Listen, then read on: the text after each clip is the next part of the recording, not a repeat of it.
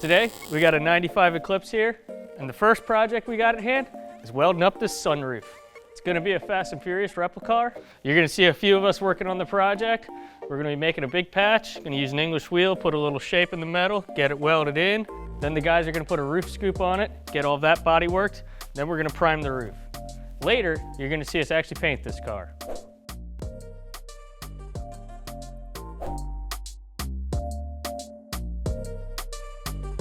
So the actual opening is about 21 1/4 by 31 1/4. What we're then doing, I actually made it 24. We're gonna go to 34. That'll give us a little bit of space to be able to drop this on, put some shape into it, and then we're gonna come up from underneath and actually trace our true cut line once we have the panel formed. While Cody is rough cutting the roof patch panel, he has the other guys stripping the factory paint off the roof to have an edge to weld to. We cover the car with welding blankets and paper to protect the glass and interior. I live my life 2 feet of tape paper at a time. It's about 3, maybe 4.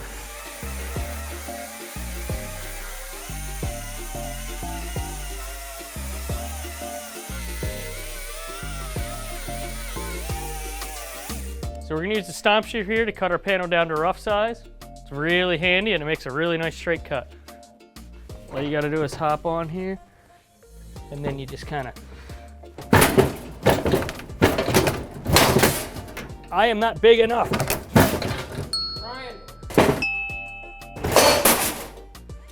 So quick update, we were able to strip back the roof. We've got good clean metal that we're gonna be able to weld to. We've got a rough cut patch here. We made it a couple inches large in each direction.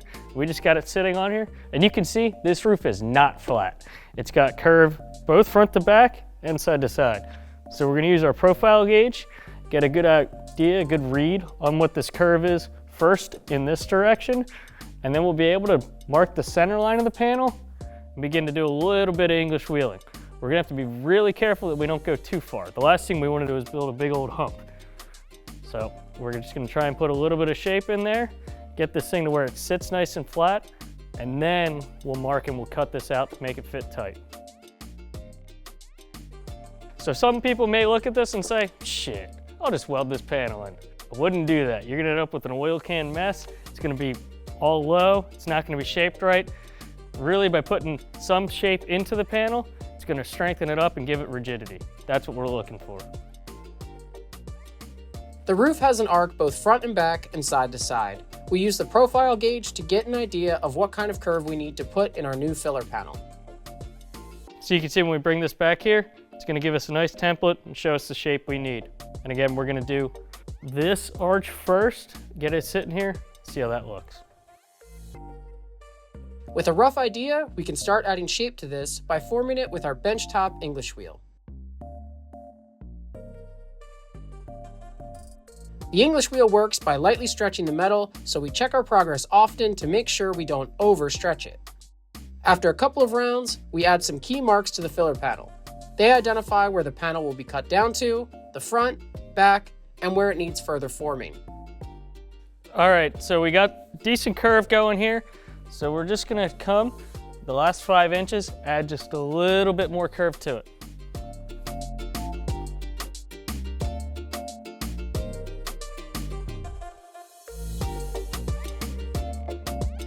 All right, so we've got our curve pretty well established, side to side. Now we just gotta give it a little bit more curve front to back.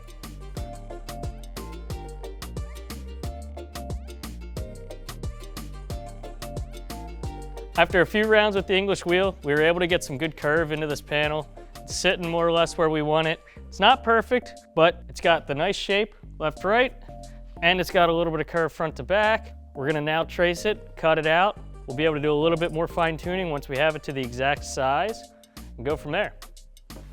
I'm gonna then take this out, make that bigger, and then we'll come back and scribe the exact line.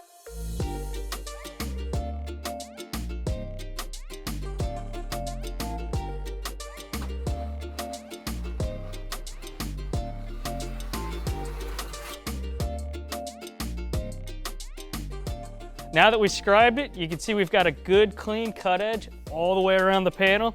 This is gonna let us sneak up on it with our electric metal shears It's amazing how close you can get and how accurate of a cut you can make with these. I'm sure we're gonna have to do some fine tuning, make this fit just right, but the whole key is let's start making it smaller.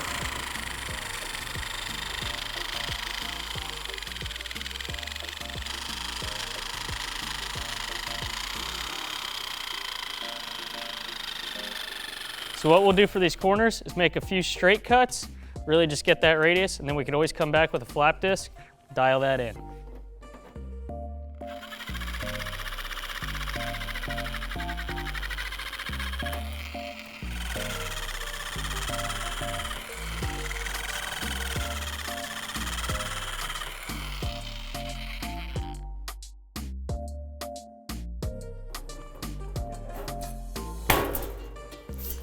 We do some fine tuning with tin snips and a grinder, then lay it in the roof for inspection.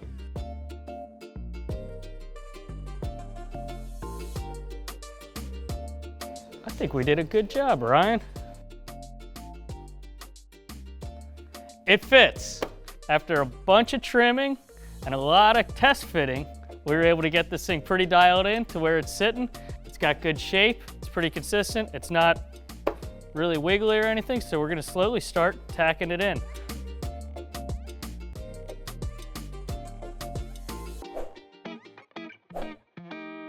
The panel's in place and ready to go. So for tacking, we bust out the MIG 180. We're going to tack nice and slow so we can keep the heat distortion to a minimum. We also got a chance to try out these new edge welding MIG nozzles, which help improve visibility when welding.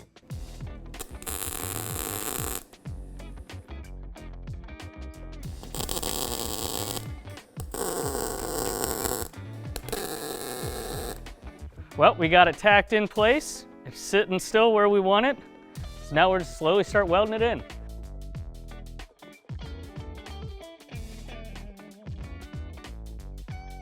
Now we got to weld it home.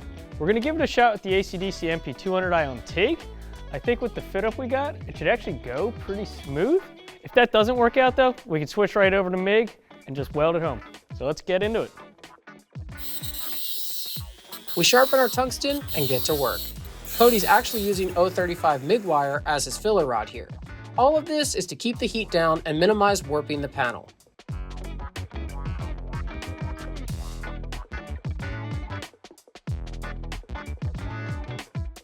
All right, so what we're gonna do, as we're welding around, you can see where the panel is just sitting a little bit low in the hole.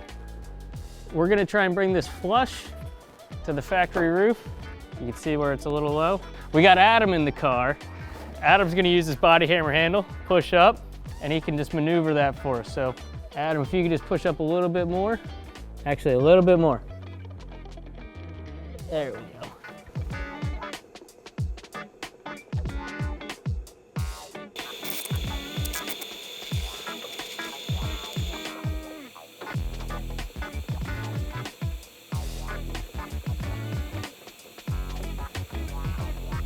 So what we did, we ran around the panel and tried to get a bunch of tacks in a few different areas. Really, we want to keep this thing as flat as possible and minimize our heat. So we're going to keep working around the panel slowly. We're going to take breaks, make sure it stays cool, and just go from there.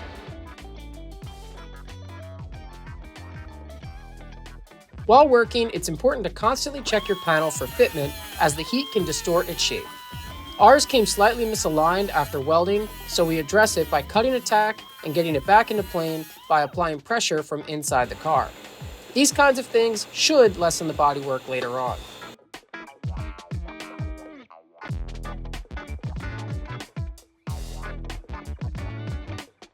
So with a couple hours of time, we went back and forth quite a bit. We were able to get this fully welded in. The car's sheet metal ended up moving a little bit here and there, but the patch stayed in place and the patch did not oil can or warp. So that's great. We're now gonna pass this over to Adam and Ryan. They're gonna focus on doing the body work and getting this thing dialed in and getting the scoop on.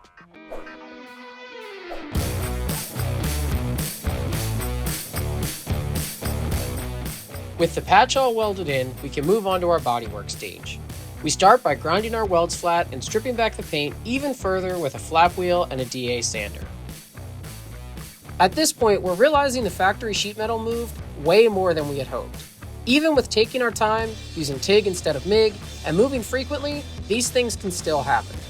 Not a problem though, we can address these issues by using our stud welder attachment and slide hammer. This is a technique that's been around for decades in the auto body field. Essentially, you weld little studs in low spots of your metal, clamp on your slide hammer, and pull the metal back straight. After a little bit of work, we cut off the studs and move on to fiberglass. So our next step is to skim the roof in fiberglass reinforced body filler. This is great for sealing up weld seams, and since it's reinforced, it's less likely to crack than traditional body filler. We actually have a new mix we're testing on this car as well that's easier to spread and sand than our older version. Ryan gets a couple rounds in, applying, sanding flat with 80 grit, and repeating. Now this is where your project will deviate from ours. Once your panel is roughed out in fiberglass, coat it in plastic body filler, and use a hard block to get it laser straight. We recommend the DSB, working from 80 grit to 180 and then 320 before priming. We're going to mount a roof scoop on this first, then do final body work and prime. But there you have it. That's how you can fabricate and install giant patch panels on your ride. For more information about any of the tools or products you've seen here, just head over to eastwood.com.